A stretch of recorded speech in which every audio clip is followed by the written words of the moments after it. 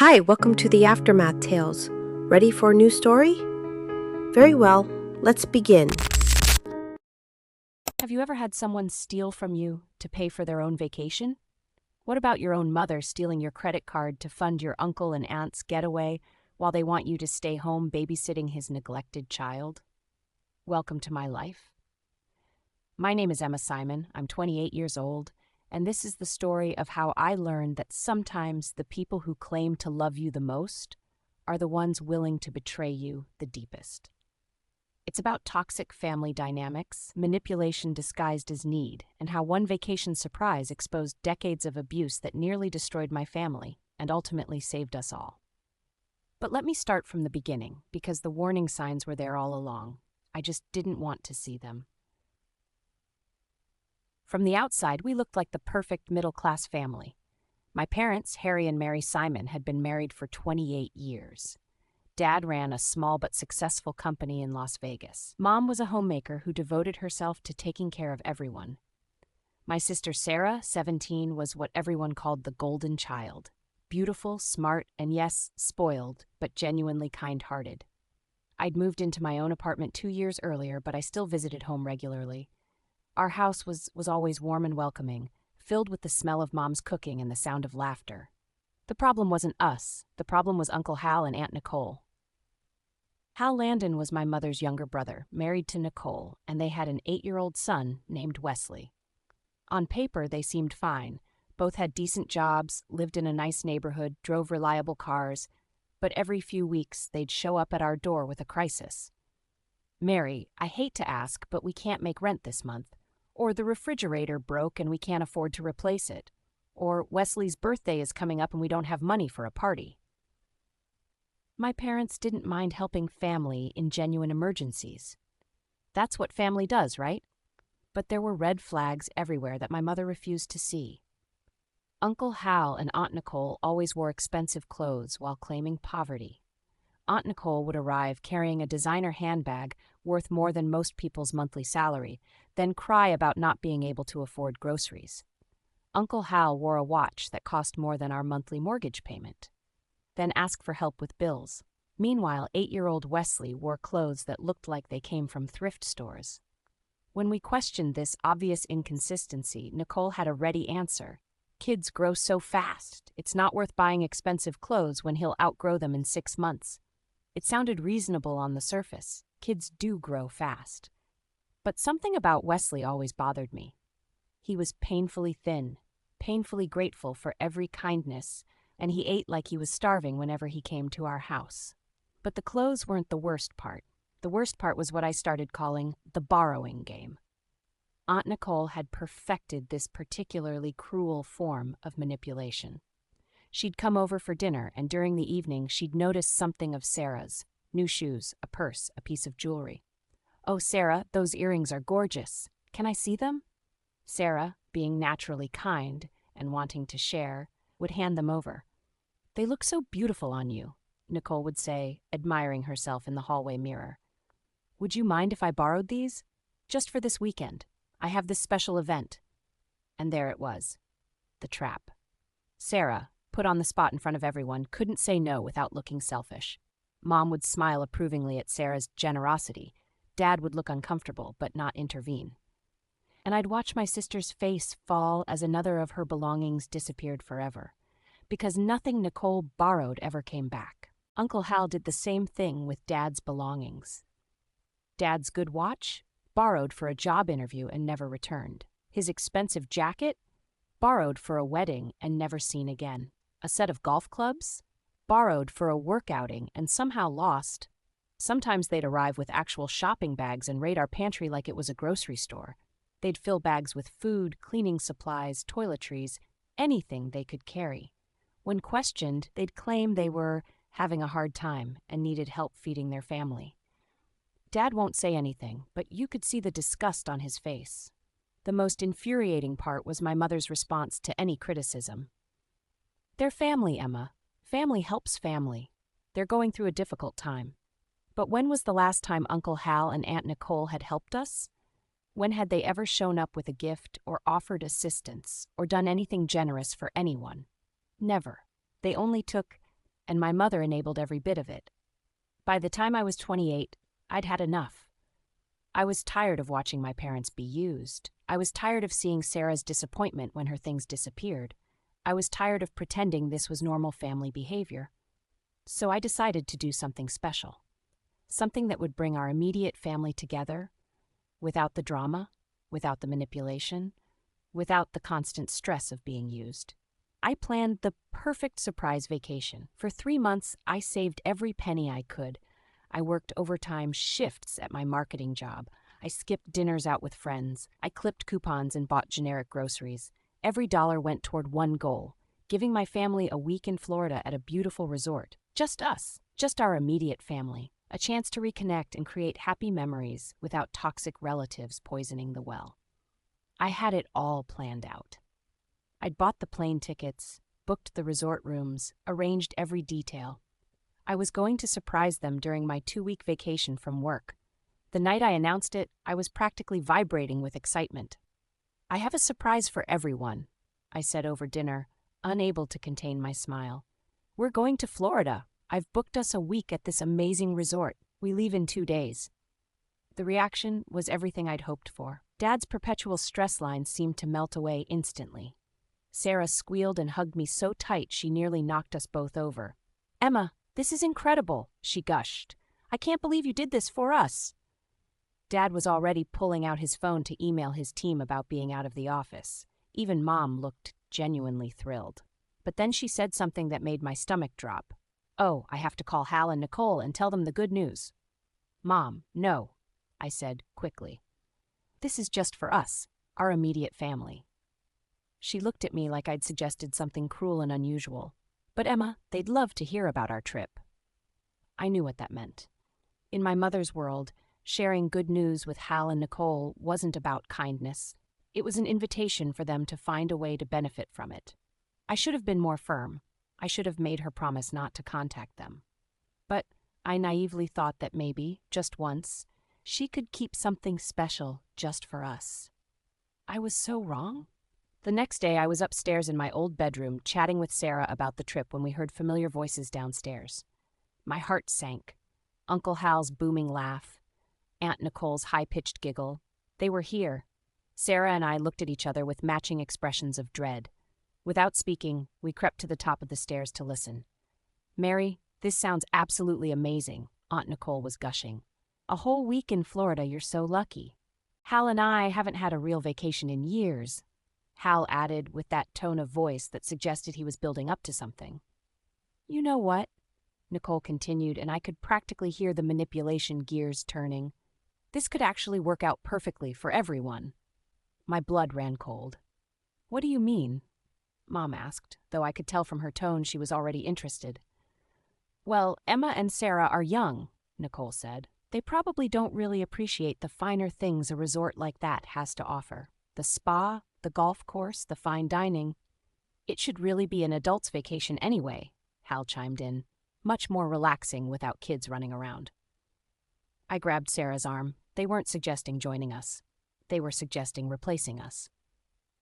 "The girls could stay home with Wesley," Nicole continued sweetly. "They'd probably have more fun anyway. Young people these days prefer staying home with their phones and computers, and Wesley would love spending time with his cousins." I felt like I was going to be sick. They wanted to steal our family vacation and stick us with babysitting duty. Sarah's eyes filled with tears. I could see the devastation on her face as she realized what was happening. But the worst part, the absolute worst part, was my mother's response. "Let me see what I can do." Not, "absolutely not." Not, "this is Emma's gift to our family."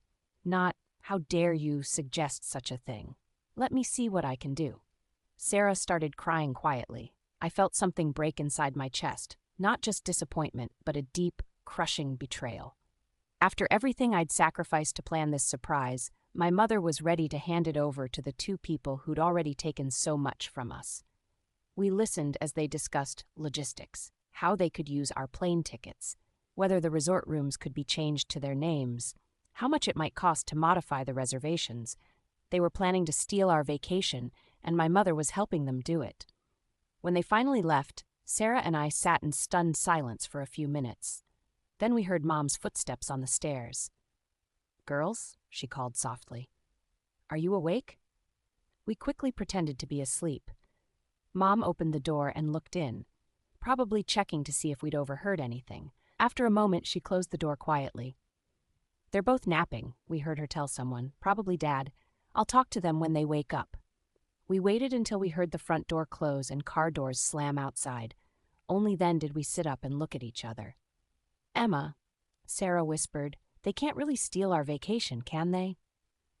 I thought about it. Legally, I held all the cards. The reservations were in my name. I'd paid for everything with my own credit card. They couldn't just take over my bookings. But emotionally, that was more complicated. This was my mother. She'd raised me, cared for me, sacrificed for me in countless ways. How could I fight her when she was trying to help her brother? "Let's go talk to Mom," I said finally. "Maybe if we explain how much this means to us, she'll understand." Sarah nodded, but I could see the doubt in her eyes. We both knew Mom's track record when it came to choosing between us and Uncle Hal and Aunt Nicole. We found Mom in the kitchen, already on her phone looking up flight information. My heart sank further. "Mom," I said, my voice shakier than I'd intended.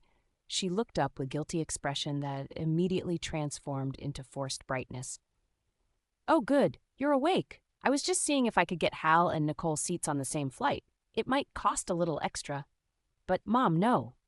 My voice was firm now. "This is my vacation, my gift to our family. I can't afford to add 2 more people, and I don't want to." Her face fell. "Emma, honey, they're family, and they've been going through such a hard time." "They're always going through a hard time," Sarah burst out. "But somehow they always have money for expensive clothes while asking us for rent money?" "Sarah, that's not fair." "What's not fair?" I said, feeling tears of frustration building, "is that I saved for months to surprise you all with this trip, and now you're giving it away to people who have never once done anything generous for us." Mom's expression hardened. "Emma, I'm disappointed in you. This is selfish. Family helps family." "When do they help us, Mom?" Sarah's voice was getting louder. "When Aunt Nicole borrows my things and never returns them? When Uncle Hal takes Dad's watch and we never see it again? When they raid our pantry like it's a grocery store?"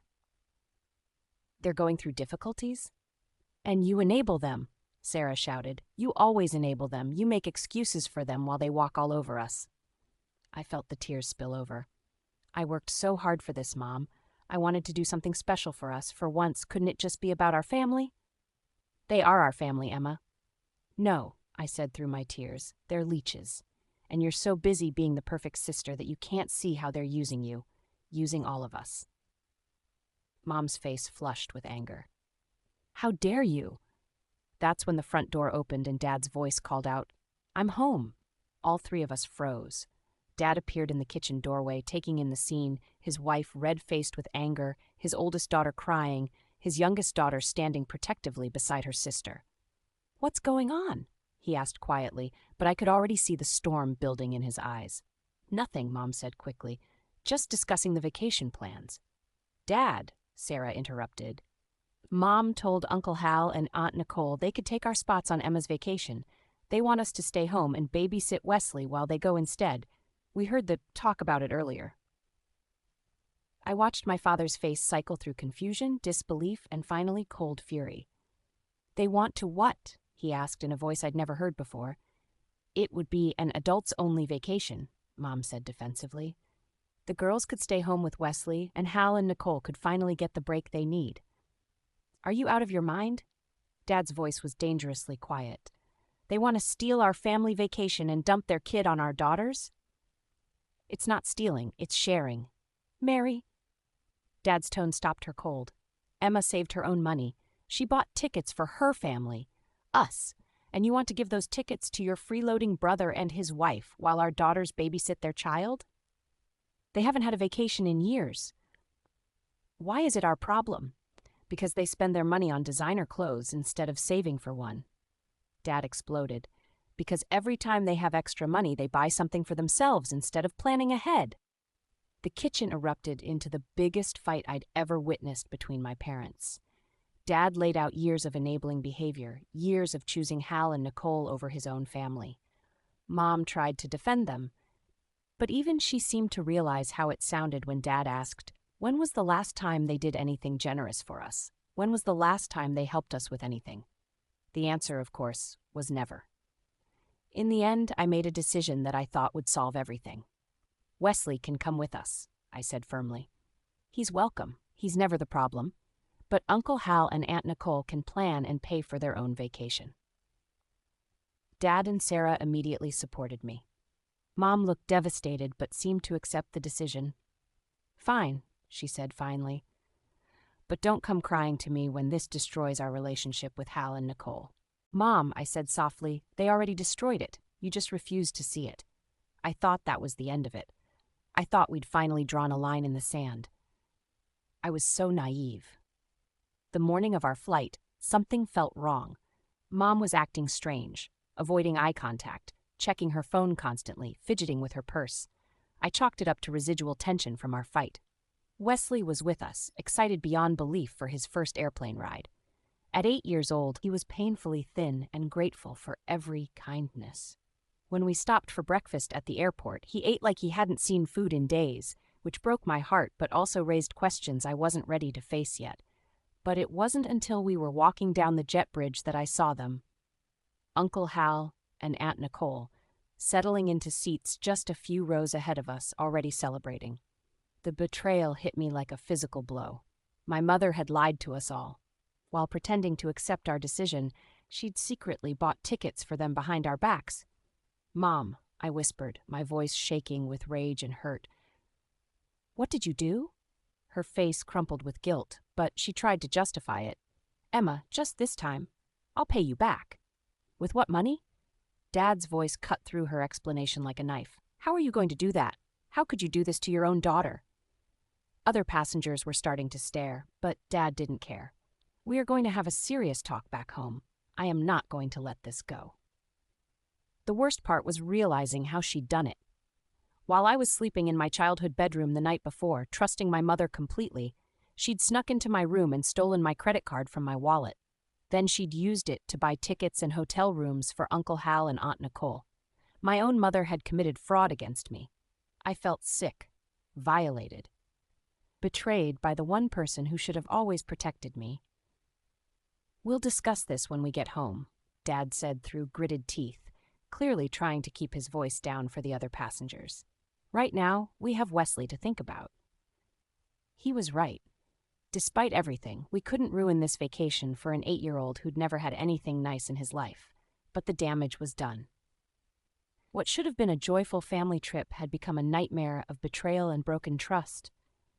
The resort was everything I dreamed it would be. White sand beaches, crystal blue water, perfect weather. Under different circumstances, it would have been magical. Instead, I spent the first day checking my credit card statement online and discovering the full scope of my mother's theft. She'd charged over $4,000 to my card. Flights, hotel rooms, even room upgrades for Hal and Nicole. Money I'd worked overtime to save. Money stolen from my account to fund the vacation of two people who'd never done anything kind for anyone. The family dynamic was toxic from the start. At our first dinner together, Uncle Hal confidently announced, "We'll just put everything on one bill. Easier that way." "Actually," Dad said with icy politeness, "you'll be paying for your own meals." Uncle Hal's face dropped. "Come on, Harry, we're family." "Family doesn't steal from each other," I said quietly, not looking up from my plate. Aunt Nicole laughed nervously. "Oh, this is awkward. We didn't really budget for restaurant meals. You thought we'd pay for everything like always," Sarah said flatly. The silence that followed was uncomfortable for everyone. Even Wesley, poor kid, could sense the tension. "I have some money from my birthday," he offered quietly. "I can help pay." My heart broke. This 8-year-old child was offering his birthday money while his parents sat there expecting handouts from the family they'd just betrayed.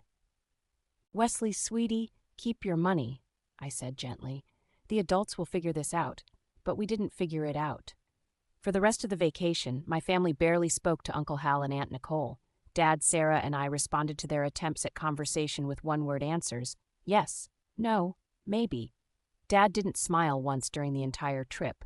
During one particularly tense dinner, Dad leaned over and whispered to Mom, You sure have the talent of ruining everyone's mood when it comes to these leeches.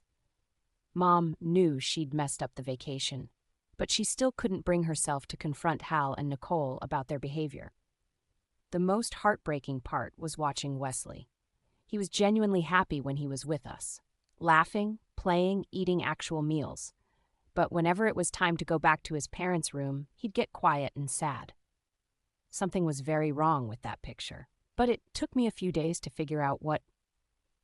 The truth came out during what should have been a fun shopping trip. Sarah and I had noticed that Wesley didn't have a swimsuit, which seemed odd for a family vacation to a beach resort.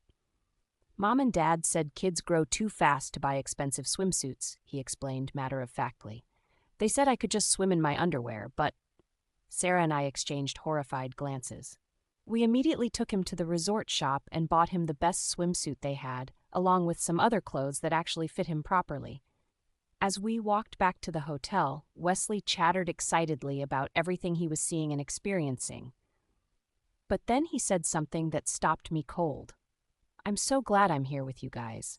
At home, Mom and Dad go out a lot, and sometimes they don't come back for days. They leave me money for food, but it's not very much, and I get really hungry. I felt like I'd been punched in the stomach. Wesley, what do you mean they don't come back for days? Oh, they go on trips or stay with friends. They say I'm old enough to take care of myself now, but I get scared at night, and there's never much food in the house. He looked up at me with innocent eyes. That's why I love coming to Aunt Mary's house. You guys always have so much food, and Aunt Mary makes sure I eat a lot. Sarah grabbed my arm, her face pale with horror. We were learning that Hal and Nicole weren't just financially irresponsible or manipulative, they were neglecting their 8-year-old son, leaving him alone for days at a time with minimal food while they went out and enjoyed themselves. The worst part? Wesley thought this was normal. He'd been conditioned to accept abandonment and hunger as just part of life. Wesley, I said carefully, how often do your parents leave you alone? Maybe once or twice a month, sometimes more. They say it's important for them to have grown-up time. He smiled brightly, trying to be positive. But I don't mind. I'm a big boy. I wanted to scream. I wanted to march over to Hal and Nicole's room and demand answers. Instead, I knelt down to Wesley's level. Wesley, when we get back home, if you ever need anything, food, help, anything, you call us, okay? It'll be our secret. Okay, he said, hugging me tight. You're the best cousin ever. But I wasn't just his cousin anymore, I realized. I was becoming one of the few adults in his life who actually cared about his well-being. We told our parents about this. Dad was getting furious again. But Mom, of course she made excuses. You still making excuses for those two bastards? Mary, you are enabling child abuse. Mom couldn't say anything. She just turned around and went to the restroom. If I thought things couldn't get worse, I was wrong. The next day brought an even deeper betrayal. While Sarah and I were at the beach with Wesley, Aunt Nicole cornered Mom by the pool and did what she did best, manipulated her way to more money. I didn't witness this conversation, but I learned about it that evening in the most devastating way possible. Dad was reviewing our expenses on his banking app when his face went white, then red with fury. What the hell? His voice cut through our peaceful evening like a knife. There's a $2,000 cash advance on my credit card that I didn't make, he said, his voice deadly quiet. Mary, do you know anything about this? Mom's hands started shaking. Harry, I can explain. Please tell me you didn't. His voice was barely a whisper. Please tell me you didn't give them more money after everything that's happened. Nicole asked for shopping money, and she said, shopping money? Dad's explosion was so loud that other hotel guests probably heard it. You gave Nicole $2,000 of my money for shopping, after stealing from Emma, after lying to all of us, after everything we've been through this week? The confrontation that followed was unlike anything I'd ever witnessed. Dad demanded to know where the money went. Mom tried to explain that Nicole had seen Sarah and me shopping and wanted to do the same. With my money, I shouted. Money I earned, money I saved, not money stolen from Dad's account. When was the last time we gave our daughters $2,000 for shopping money, huh? Dad demanded. Never. We give them maybe $200 for birthdays, but not $2,000. But you'll hand over $2,000 to Nicole without even asking me? Mom had no answer. She stood there crying, finally confronted with the ugly truth of her priorities. "How are you going to pay me back?" Dad continued. "With what money? You don't work. I pay for everything. So really, you'll pay me back with my own money, which means I'll be paying for Nicole's shopping spree twice." The fight escalated until Dad said something that made the whole room go silent. "Mary, I am this close to leaving you." He held up his fingers to show a tiny gap. "I can't handle this anymore. If you don't correct this when we get home, kiss our marriage goodbye and you can go live with Hal and Nicole. Let's see if you can still manage to enable them with your non-existent income." Mom looked terrified. For the first time, she seemed to realize that her choices had real consequences. But it was too late. The vacation was ruined, the trust was broken, and we still had 3 more days of this nightmare to endure. The rest of the vacation was tense and miserable. We made it work for Wesley's sake, but barely. Dad barely spoke to Mom. I felt like a stranger in my own family vacation. And Uncle Hal and Aunt Nicole continued to act like nothing had happened, apparently oblivious to the destruction they'd caused. The most telling moment came during our last dinner together. Uncle Hal and Aunt Nicole were loudly discussing their plans for the next day: spa treatments, golf, shopping, all funded by money stolen from my family. Meanwhile, Wesley sat quietly between Sarah and me, eating his meal slowly and carefully, already sad about going home. "Are you okay, buddy?" I asked him softly. He nodded, but I could see tears in his eyes. "I just wish I could stay with you guys forever," he whispered. "I'm always happy when I'm with your family." That broke my heart completely. This little boy dreaded going home to his own parents. When we finally returned to Las Vegas, I thought the worst was over. I thought we could start healing and moving forward. I was wrong again. The real confrontation was still to come. When we got home from Florida, we were all exhausted and jet-lagged. We'd all come home together: Mom, Dad, Sarah, Wesley, and of course Uncle Hal and Aunt Nicole. "We have some things to catch up on at home," Aunt Nicole announced as they stood in the living room with their luggage. "Wesley can stay here tonight, and we'll pick him up tomorrow." But instead of leaving right away, they made themselves comfortable. Sarah and Wesley went to the living room to look through the souvenirs we'd bought him, while Mom and Dad headed upstairs to their bedroom. It didn't take long before their voices could be heard getting louder through the ceiling. Not quite shouting, but definitely not having a calm discussion. Meanwhile, familiar sounds came from the kitchen: the refrigerator opening and closing, cabinets being rummaged through, the clink of beer bottles. "Are Mom and Dad in the kitchen?" Wesley asked innocently. "Yeah, buddy," Sarah said, her voice tight with anger. "They're getting some snacks." The argument upstairs escalated. Heavy footsteps stomped around, and the sound of drawers being yanked open could be heard. "Harry, please, let's just talk about this," Mom's voice followed. "Talk about what, Mary? About how you stole from our daughter? About how you lied to all of us? About how you chose them over us again?" Dad appeared at the top of the stairs with a suitcase in his hand. His face was darker than anyone had ever seen it. "I can't do this anymore," he announced to the house in general. "I'm staying with Emma until you figure out where your priorities actually lie." That's when he came downstairs and saw them. Uncle Hal and Aunt Nicole in the kitchen, helping themselves to beer and loading up bags with food from the pantry like they owned the place. Even after everything that had just happened, they were still there taking more. Dad dropped his suitcase and stormed into the kitchen. "What the hell do you think you're doing?" Sarah and Wesley rushed to watch from the doorway. "Harry, calm down," Uncle Hal said, holding up his hands like Dad was being unreasonable. "We're just grabbing a few things." "Get out!" Dad roared. "Get out of my house!"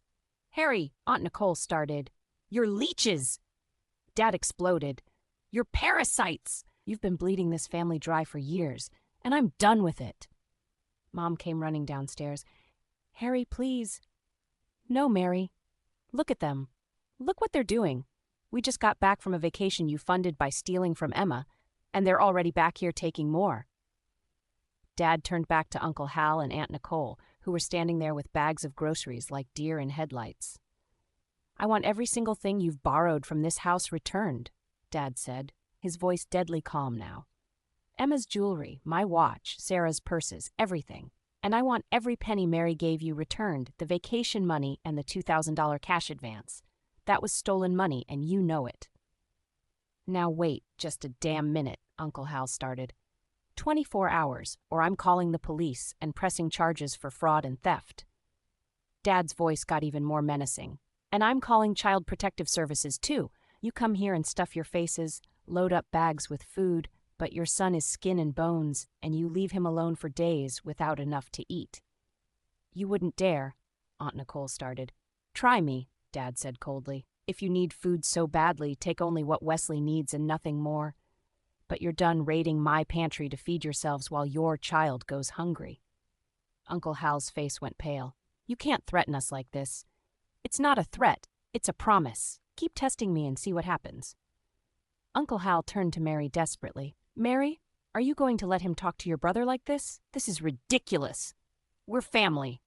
All eyes turned to Mary. She looked around at her kitchen, her husband's furious face, her brother's entitled expression, Nicole clutching bags of food they'd taken, and little Wesley standing quietly in the doorway, thin and scared, realizing what she has done.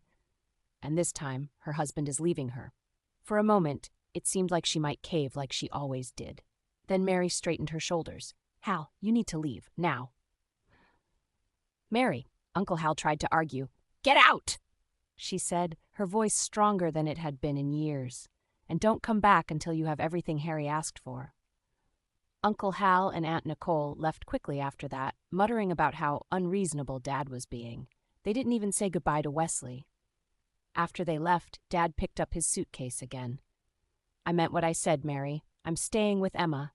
When you're ready to choose your family over those parasites, call me." The house felt empty and sad after Dad and I left. Wesley looked confused and scared by all the shouting. Mom was crying quietly in the kitchen. "Aunt Mary," Wesley said softly, "are you okay?" Mom knelt down to his level, and for the first time she really looked at him, really saw how thin he was, how grateful he was for every kindness, how he flinched whenever adults raised their voices. "Wesley, sweetheart," she said gently, "can I ask you something?" He nodded. "Earlier, when we were in Florida, you told Emma and Sarah that your mom and dad sometimes go away for days. Is that true?" Wesley's eyes got wide, like he wasn't sure if he was supposed to answer. "It's okay," Mom said. "You can tell me the truth." "Will you believe me?" Wesley whispered. Mom felt guilty upon hearing this from Welsie. "Yes, I will, sweetheart. Sometimes they go away for the weekend," Wesley said carefully. "Or longer. They say I'm a big boy and I can take care of myself." "How long is the longest they've left you alone?" Mom asked, heartbreaking. Wesley thought about it. "Maybe 4 days. They left me money for food, but I ran out and I got really hungry. That's why I was so excited when you said I could come stay here." Mom's face went white. "Wesley, how often does this happen?" "Maybe once or twice a month. They say adults need alone time." He looked up at her with those innocent eyes. "But I like it better here. You always have food, and someone always talks to me." Mom started crying again, but these were different tears. These were tears of realization and horror. "Wesley," she said, "would you like to stay here with Uncle Harry and me? Would you like this to be your home?" Wesley's whole face lit up. "Really? Forever? If that's what you want, yes, I want to stay here forever." The next day, Uncle Hal and Aunt Nicole showed up with several bags of items they'd borrowed over the years. They looked angry and resentful, like returning stolen property was some great inconvenience. Sarah was smart enough to start recording on her phone before they even came into the house. "We brought your stuff back," Uncle Hal announced, dropping the bags on the living room floor like they weighed 1,000 pounds. "Happy now?" Mom looked through the bags and found Emma's jewelry, Dad's watch, some of Sarah's purses, and other things that had mysteriously disappeared over the months. "Where's the money?" Mom asked. "The $2,000 for Nicole's shopping and the money for the plane tickets and hotel?" Uncle Hal and Aunt Nicole exchanged glances. "Mary, you know we don't have that kind of money lying around," Uncle Hal said uncomfortably. "But you had money for spa treatments and expensive dinners," Mom observed. "Those were different." Aunt Nicole started. "How were they different? That was my husband's money, Emma's money." Aunt Nicole's face flushed. "Mary, you're being unreasonable. That money is gone. We can't just magically make it reappear." You could get second jobs, Mom suggested, or sell some of those expensive things you own. Mary, Aunt Nicole's voice turned sharp and she started crying. I can't believe you're being so cold to us after everything we've been through together. But this time, Mom didn't fall for it. Sarah could see something changing in Mom's face as she watched Nicole's performance. Nicole, stop crying, Mom said firmly. You're not the victim here. We never asked you to make excuses for us, Uncle Hal protested. You never had to ask. You knew I would. Mom looked at them both with disgust. But I'm done. I'm choosing my family, my real family. Wesley had been sitting quietly on the couch during this whole exchange, eating a snack and looking scared by all the raised voices. Wesley, sweetheart, Mom called to him. Come here. I need to ask you something important. Wesley came over looking nervous. Do you want to live here with me and Uncle Harry in this house? Mom asked gently. Wesley's eyes lit up immediately. Really? I could live here? If that's what you want, but wouldn't you be sad not seeing your mom and dad anymore? Wesley looked at Uncle Hal and Aunt Nicole sitting on the couch, then back at Mom. His voice was matter-of-fact, without any malice. They're never there for me anyway. The room fell into stunned silence. Even Aunt Nicole stopped her fake crying. Wesley continued innocently. When I'm here, there's always food and someone talks to me. At home, Mom and Dad go away for days and I'm all by myself. I get scared at night and there's not much food in the refrigerator. Mom felt her heart break and her resolve strengthen at the same time. But the most shocking part was what came next. You want to adopt him? Aunt Nicole asked, and the relief in her voice was unmistakable. If you're not ready to be parents, if you'd rather focus on yourselves, then let Wesley stay with people who actually want him, Mom said. Well, Uncle Hal said slowly, I mean, if that's what you really want, and if Wesley wants to stay. You'd really do that? Aunt Nicole asked, and the relief was obvious now. Take full responsibility for him? Yes, Mom said firmly, and we wouldn't have to pay child support or anything. Uncle Hal asked. No support, no obligations, but you will never contact Wesley, me, or any of my family ever again, Mom said, disgusted by their callousness. Aunt Nicole actually smiled. Well, if you think that's best for Wesley, I mean, we've been struggling so much, and maybe he needs more stability than we can give him right now. They agreed to sign over their parental rights without even thinking about it. No fight, no tears, no regret, just relief at being rid of their responsibilities. Finally, just let us know when can we sign the documents, Aunt Nicole said as they prepared to leave. Now we can focus on our own lives without worrying about childcare. They left in a hurry, without even saying goodbye to their son. Surprisingly, Wesley was happy. Sarah sent the recording after that scene. The next evening, after Dad and I had listened to Sarah's recording together at my apartment, Mom called Dad crying. Harry, her voice was hoarse from tears, I know I don't deserve to ask, but could you come home? Wesley is scared and confused, and I need to talk to you. I need to tell you I'm sorry. Dad looked at me questioningly. I nodded encouragingly. When Dad walked into the house that evening, he found Wesley curled up on the couch looking small and lost. Mom was sitting beside him, her face puffy from crying. Uncle Harry? Wesley jumped up and ran to him. Aunt Mary said maybe I can stay here forever. Is that true? Dad knelt down and hugged the little boy. If you want to stay, buddy, we'll make sure you can. After they got Wesley settled in Sarah's room with some of his favorite books, Dad and Mom sat in their kitchen, the same kitchen where so many fights had happened. Harry, Mom began, her voice shaking, I heard myself on Sarah's recording. I heard how pathetic I sounded, always making excuses for them, and I saw Wesley's face when he said they're never there for him anyway. I've been enabling them, Harry. I've been so worried about being the perfect sister that I forgot how to be a mother and wife. Dad reached across the table and took her hand. Mary, I never stopped loving you, but I couldn't watch you choose them over our family anymore. I want to adopt Wesley, Mom said firmly. I want to give him the stability and love he's never had, but I need you to want it too. I need us to be a team again. Dad smiled through his tears. That little boy has been more ours than theirs for years anyway. Let's make it official. And I need to apologize, Mom said, her voice breaking. To you, to Emma, to Sarah. I need to tell them how sorry I am. The next day, Mom asked all of us to come to the house. When we were all gathered in the living room, me, Sarah, Dad, and Wesley playing quietly nearby, Mom stood up with tears in her eyes. "I need to say something to all of you," she began, her voice shaking. "Emma, I stole from you. I violated your trust in the worst possible way. I took your credit card while you were sleeping and used it to fund a vacation for people who have never done anything but take from our family. There's no excuse for what I did." I felt tears starting, but I let her continue. "Sarah, I watched them take your things over and over again, and I let it happen. I made you feel like you were being selfish for wanting to keep your own belongings. I failed to protect you." Sarah was crying now too. "And Harry," Mom turned to Dad, "I chose them over you, over our daughters, over our marriage. I nearly destroyed everything we built together because I couldn't say no to people who were using me." She looked at all of us. "I watched Wesley get thinner and sadder, and I made excuses instead of protecting him.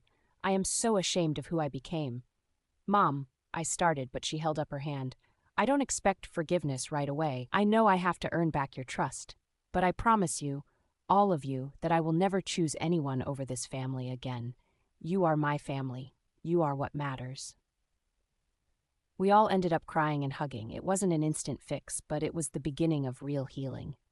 "And I'm paying off Emma's credit card," Dad added firmly. "As for Hal and Nicole, they can keep the money. Getting them completely out of Wesley's life is worth more than any amount they took." Mom looked surprised. "Harry, that's over $5,000. "I don't care," Dad said. "I want them gone. No legal battles, no ongoing contact, no reason for them to ever come back into our lives or Wesley's life. Let them keep their blood money and disappear." "I could get a part-time job," Mom offered quietly, "to help pay you back for what I spent." Dad reached over and squeezed her hand. "Mary, focus on taking care of Wesley. He needs the most attention now. He's been through enough trauma. Helping him heal is worth more than any money." Dad did pay off my credit card the next week, refusing to let me contribute even though I offered. "This is my responsibility now," he said firmly. "Your mother made choices that hurt you, and I'm going to make it right." The adoption process moved surprisingly quickly, especially since Uncle Hal and Aunt Nicole eagerly signed away their parental rights without even reading the papers thoroughly. They acted like they were doing Mom a huge favor, completely oblivious to how their eagerness to abandon their child made them look. "Finally," Aunt Nicole had said while signing, "now we can focus on our own lives without worrying about childcare." The lawyer looked disgusted, but it made our case ironclad. Over the following months, I watched my parents slowly rebuild their relationship. It wasn't easy. Dad had to learn to trust Mom again, and Mom had to learn how to set boundaries and say no to people who'd manipulated her for years. But they both united completely around Wesley. The transformation in that little boy was remarkable. The scared, hungry child who'd flinched at loud voices became a confident, happy kid who knew he was safe and loved. He gained weight. He started sleeping through the night. He began acting like a normal child instead of a tiny adult trying to survive. 6 months later, we heard through mutual friends that Uncle Hal and Aunt Nicole had left Las Vegas, claiming they wanted to start fresh somewhere new. They moved away without even saying goodbye to Wesley or asking to see him one last time. Wesley never asked about them. Dad was right. Letting them disappear completely was worth every penny they'd taken.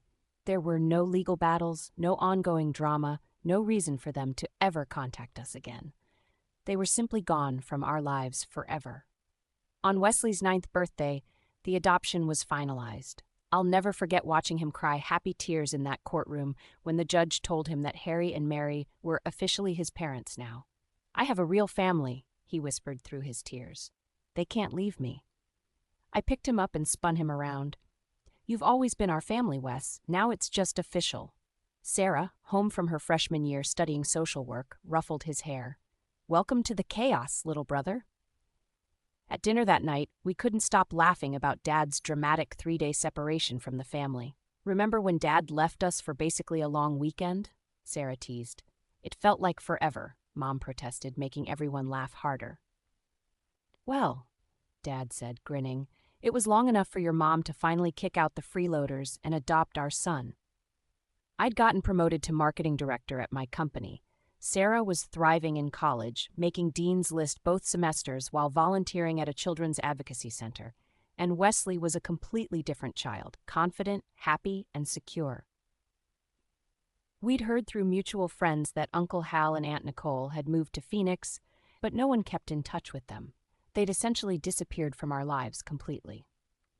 Wesley never asked about his biological parents. When people asked about his family, he simply said, "I live with my mom and dad and my sisters. They take good care of me." A year and a half after that disastrous vacation, I planned another surprise trip to Florida. But this time, everything was different. "Can we go back to that same resort?" Wesley asked excitedly. "The one where I learned to swim?" "Of course, buddy," I said, ruffling his hair. "But this time we're going as a complete family. No drama, no surprises, no uninvited guests." Sarah laughed. "Just the 5 of us and a lot of sunscreen." As we boarded the plane, all 5 of us together, I looked around at my family. Dad was relaxed and happy, finally free from the stress of constantly being used. Mom had learned to set boundaries and was genuinely enjoying her role as Wesley's mother. Sarah was confident and independent, no longer walking on eggshells around toxic relatives. And Wesley was just a normal, happy kid excited about his vacation. Sometimes the worst betrayals lead to the best outcomes. Sometimes you have to lose everything to realize what's actually worth fighting for. As our plane took off for Florida, Wesley pressed his face against the window and said, "This is the best family ever." And for the first time in my life, I completely agreed. If you enjoyed this video, hit that like button and drop a comment below. Don't forget to follow for more content just like this. Thanks for watching. Catch you next time.